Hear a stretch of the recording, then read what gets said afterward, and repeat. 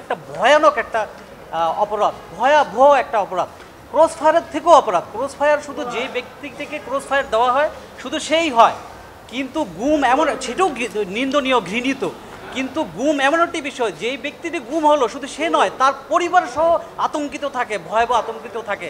কেন থাকে এটা সম্পূর্ণ বুঝি আমি এবং আমার ফ্যামিলি বুঝে যে গুমের ভয়াবহতাটা কী।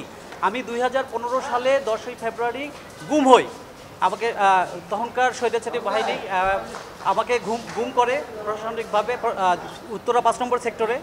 আমি 6 মাস 3 দিন গুম ছিলাম, এবং 6 মাস 3 দিন গুম ছিলাম। ওই সময় আমার ফ্যামিলি একটা জিডি 2 মাস ধরে থানায় গিয়েছে, সব জায়গায় গিয়েছে, কিন্তু 2 মাস ধরে একটা জিডি পর্যন্ত করতে পারেনি। ইভেন আমার ফ্যামিলিকে বলা হয়েছিল যে তোমরা যদি বেশি বাড়াবাড়ি করো তাহলে তোমার সন্তানকে তোমরা আর ফ্যামিলিতে ফিরে পাবা না। একটাবার চিন্তা করেন, অলরেডি আমি গুম হয়েছি, বাট আইনের আশ্রয় আমার ফ্যামিলি নিতে পারবে না। কতটা ভয়াবহ গুম একটা বিষয়টা, গুমের বিষয়টা। বলা হলো আমার বাবা তখন অনেক জায়গায় দাঁড়ে দাঁড়ে ঘুরেছে যে তাকে ছেড়ে দেওয়া হোক বা সে কোথায় আছে। আইন শৃঙ্খলা রক্ষা বাহিনী নিয়েছে, এটা সে জানে, বিকজ অফ আমার সাথে আরও 2 জন ছিল, তারা কিন্তু বলেছে যে আইন শৃঙ্খলা রক্ষা বাহিনী নিয়ে যায়।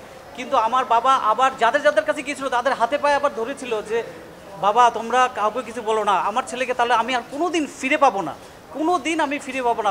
আমার ছেলেকে এইগুলো নিয়ে আমরা বাড়াবাড়ি করলে আমার ছেলেকে নাকি আর ফিরতেই দিবে না। কত ভয়াবহ, কত নির্মম।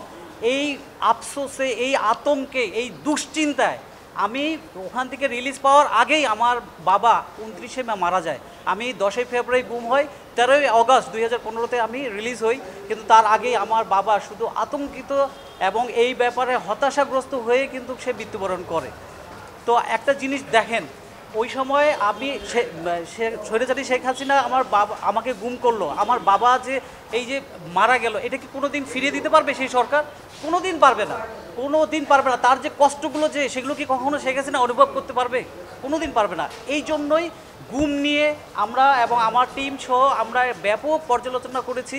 আমরা চাই যে প্রচলিত আইনে গুমের এমন একটি দৃষ্টান্তমূলক শাস্তির ব্যবস্থা করা হোক, একটা আইন, একটা বিধান তৈরি করা হোক, যেন কোনো সরকারই গুমের চিন্তাও না করে, কখনোই কাউকে গুম না করে। এটা দরকার।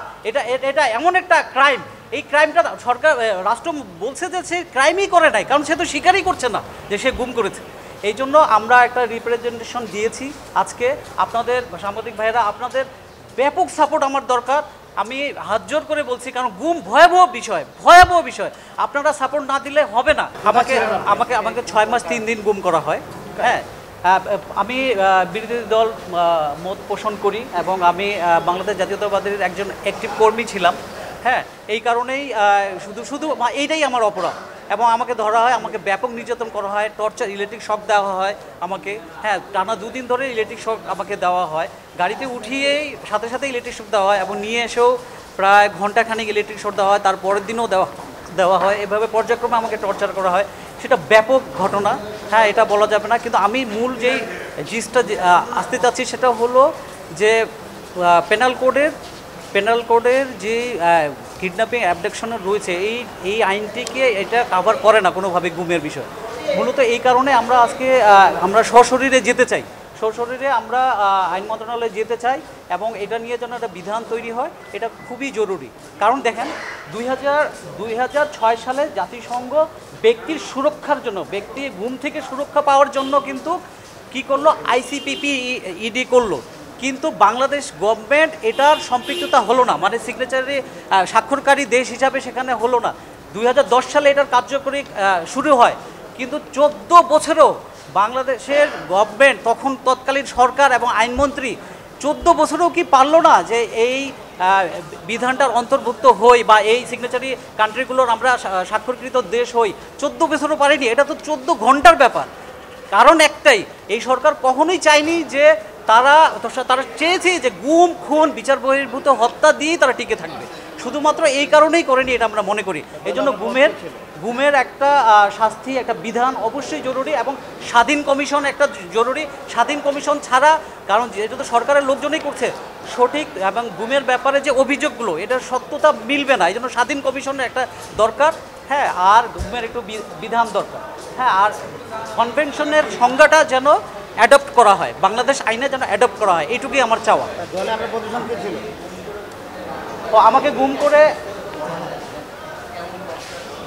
এটা কি এখন, আচ্ছা আমার বলতে অসুবিধা নাই, কিন্তু এটা কি বলা যায়? আচ্ছা, আমি 2015 সালে 10ই ফেব্রুয়ারি উত্তরা 5 নম্বর সেক্টর থেকে গুম হই। আমাকে আইন শৃঙ্খলা রক্ষা বাহিনী তুলে নিয়ে যায়। সেখানে গাড়ির মধ্যে ইলেকট্রিক শর্ট দেয় ওখানে। তারপর 4 মাস 3 দিন আমি র্যাব 1-এ থাকি। হ্যাঁ, ওখানে কোনো এক ওখানেই একজন ছিল যে র্যাবের, যে কানে কানে আমি জিজ্ঞেস করি ভাই এটা কোথায়, তার একটু দয়া হয়, সে আমাকে ইনফর্ম করে এটা র্যাব 1। এর বেশি কিছু আমি জানতে পারি না। আমার চোখ বাঁধা ছিল 4 মাস 3 দিন, চোখ হাত বাঁধা। এবং 10ই মার্চ সালাউদ্দিন ভাইকে যে রুমে রাখা হয়েছিল আমাকেও সেখানে রাখা হয়েছিল। আমি তার আওয়াজে, তার ভয়েসে আমি সেটা বুঝতে পারি। আর ওখানে এই 4 মাস 3 দিন চোখ বাঁধা অবস্থায় ছিল এবং হাত বাঁধা অবস্থায় ছিল। তো আমার ইচ্ছে, আমি হয়তো প্রতিনিয়ত মৃত্যুর একটা আতঙ্কে থাকতাম, কখন না জানি আমাকে মেরে ফেলা হয়। তো আমি একটা সময় আমার কাছে মনে হচ্ছিল যে এই মনে মেরে ফেললো, এরকমভাবে আমাকে একবার গোসলও করানো হয়েছে, তওবার নামাজ পড়ানো হয়েছে যে আজকে মেরে ফেলা হবে। তো আল্লাহর অশেষ রহমত, যে কোনো কারণে তারা সেদিন আমাকে মারেনি, পরবর্তীতে আর হয়নি।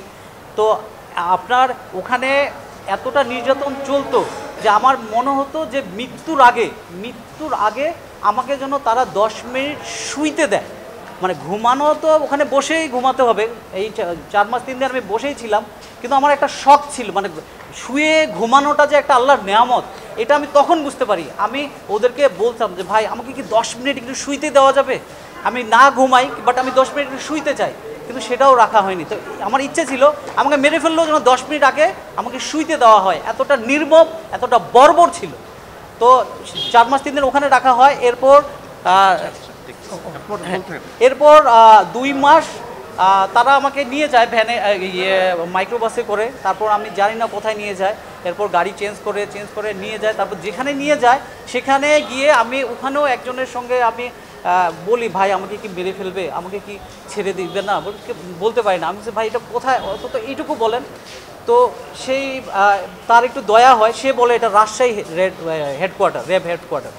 তো তারপর ওখানে আমাকে 13ই অগাস্ট আর আনুমানিক মধ্যরাতে হবে, তারা নিয়ে আবার গাড়িতে তুলে একটা জঙ্গলের মধ্যে ছেঁচড়া নিয়ে যায়। এবং ওখানে আমাকে ওয়ার্নিং দেওয়া হয় আমি যেন কোনোভাবে রাজনীতির সাথে সম্পৃক্ত না হই, আমি যেন আমার প্র্যাকটিস লাইফেও না আসি, আমি যেন কারো কাছে কোনো কিছু না করি। ইভেন তারা এটাও বলে তুমি বলবা যে তুমি আইন শৃঙ্খলা বাহিনী তোমাকে নেয়নি, প্রশাসনের লোক তোমাকে নেয়নি, তুমি বলবা তুমি নিজে থেকেই কোথাও ঘুরতে চলে গেছিলা, এটা বলবা। যদি বলো তাহলে তোমাকে ছেড়ে দেবো, নাহলে এখনই তোমাকে গুলি করে মারা হবে। ইভেন গুলি করে মারার জন্য সব কিছু ব্যবস্থা সেখানে করা হয়েছিল। সেখানে জঙ্গলের মধ্যে নিয়ে যায়, সেখানে আমাকে কালেমা পড়ায় এবং উজু অবস্থা, প্রথমে যখন গাড়িতে তোলে উজু করেই তোলে। তারপর আমাকে বলে যে এখন তোমার জীবন প্রদীপ শেষ, এখনই তোমাকে মেরে ফেলা হবে। কিন্তু আমি তো অনেক কাকুতি মিনতি করি যে আমার 2টো বাচ্চা আছে, সন্তান দুটোর জন্য আমাকে যেতে দেন। এবং আমি কখনো কথা দিচ্ছি আমি কখনো প্র্যাকটিস লাইফেও ফিরবো না, আমি রাজনীতিতে তো ফিরবই না। এবং আমি যেই দল করি সেই দলকে অনেক গালিগালাজ করা হয়, করা হয় যে শুধু এই জন্যই তোমাকে মারে ফেলা হবে এখন। এসে পরে আমি তাদের কাকুতি মিনতি করি, একটা সময় তাদের অনেক দয়া হয়, মায়া হয়, তবে কন্ডিশন দিয়ে, ওয়ার্নিং দিয়ে আমাকে তখন ছেড়ে দেওয়া হয়। পরে আমি চোখ খুলে দেখি যে একটা রাস্তা, ওই রাস্তা দিয়ে আমি হাঁটতে ধরি। একটা সময় একটা লোক বলে যে এটা তো ইন্ডিয়ান বর্ডারের দিকে যাচ্ছে। আমি বলি ভাই ঢাকা কোন দিক, বলে এটা ইন্ডিয়ান বর্ডারের দিকে যাচ্ছে, তুমি আরেক দিকে যাও। পরে বলে সামনে একটা গোদাগাড়ি মোড় আছে। তো তারপর প্রায় 20 কিলো দূরে, তখন বা 30 কিলো দূরে এরকমভাবে আনুমানিক একটা ভ্যান পাই। তো ভ্যানে এসে আমি একটা মোড়ে আসি, ওই মোড়টা জিজ্ঞেস করি সেটা কোথায়, তখন বলে যে এটা রাজশাহী গোদাগাড়ি। তারপর সেখান থেকে আমি ঢাকার গাড়িতে চড়ে আমি আমার ফ্যামিলির কাছে ফিরি। দলে আপনার পদ কী ছিল ভাই? রিপ্রেজেন্টেশনে আমি প্রথমে স্বাধীন কমিশন, আগেই বলেছি স্বাধীন একটি কমিশন, কারণ গুম নিয়ে যেগুলো অভিযোগ যেগুলো রয়েছে এগুলোর সত্যতা তখনই সম্পূর্ণভাবে বের হবে যদি এটা স্বাধীন কমিশন থাকে। এজন্য স্বাধীন কমিশনটা জরুরি। এবং আন্তর্জাতিক ইউনাইটেড নেশনের যে ICPPDAED যে আছে এটার অন্তর্ভুক্ত যেন বাংলাদেশ সিগনেটারি কান্ট্রি হিসাবে হয়, সেটা দরকার, স্বাক্ষরকারী দেশ হিসাবে এটা যেন হয়। এটা 2010 সাল থেকে কার্যকরী শুরু হয়, কিন্তু বাংলাদেশ গভর্নমেন্টের সময় হয়নি, আমাদের আইনমন্ত্রীর সময় হয়নি 14 বছরে সেটার অন্তর্ভুক্ত হওয়ার।